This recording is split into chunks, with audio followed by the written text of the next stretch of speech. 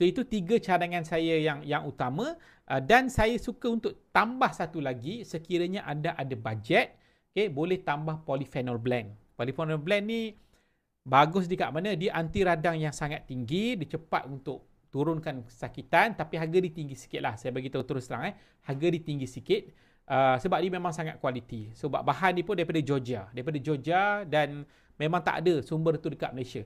Dan dibantu untuk aliran darah, dia bantu untuk baiki kerosakan sel dengan cepat.